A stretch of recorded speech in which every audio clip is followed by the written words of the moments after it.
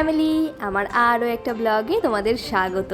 R I know তোমরা সবাই ভালোই আছো, কারণ আমার ব্লগ দেখলে মানুষ ভালোই থাকে। এখন বাজছে সকাল 10:30টায়। আজকে ঘুম থেকে উঠে প্রথম যখন ফোনটা হাতে নিই, দেখি একটা মেসেজ যে আমার ট্রেনের টিকিটটি কনফার্ম হয়েছে। তাই তড়িঘড়ি ব্যাগ গুছিয়ে বেরিয়ে পড়েছি। আর প্রতিবারের মতো এবারেও ট্রেনটা আমি মিস করলাম। অবশ্য আগের ট্রেনটা ধরবো বলেই বেরিয়েছিলাম।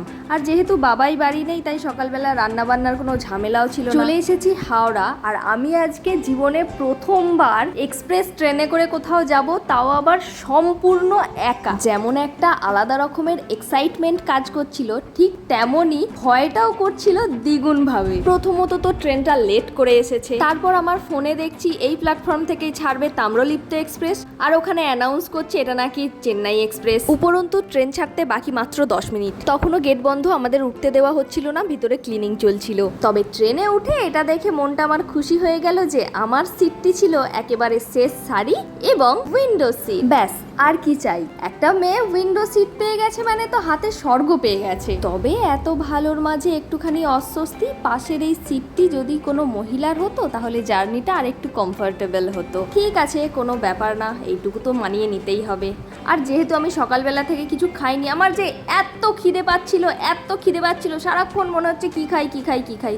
এদিকে বাবাই সাথে থাকলেও সারাক্ষণ বলে যে এটা খা, ওটা খা, সেটা খা, তখন আমার খিদা লাগে না। আজকে একা আছি বলে মনে হচ্ছে যেন হাঙরের মতো খিদা লাগছে সারাক্ষণে। যাই হোক, ওই ভদ্রলোক কিছুক্ষণ পর দেখলাম ওনার ওয়াইফের সাথে সিটটাকে এক্সচেঞ্জ করে নিলেন। বেশ ভালো ব্যাপার। আর প্রথমেই বলেছি আমি একা যাচ্ছি, আর অনেকটা রাস্তা, তাই সাথে করে একটা বই নিয়ে নিয়েছিলাম।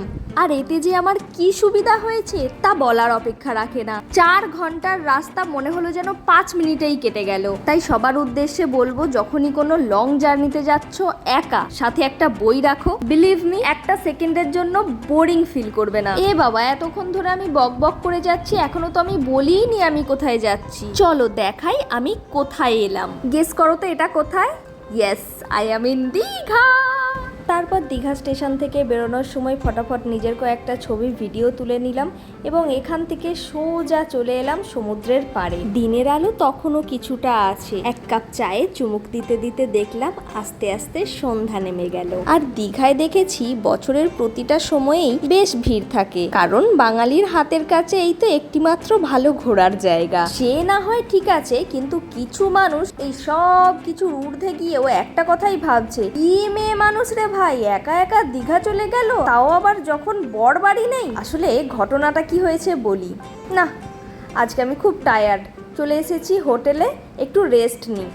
দীঘায় একা কেন এসেছি, কোথায় থাকছি, কাদের সাথে দেখা হলো, এই সব নিয়ে কথা বলবো নেক্সট ভিডিওতে। তাহলে আজকের মতো ভিডিওটা এখানেই শেষ করছি। সবাইকে টাটা।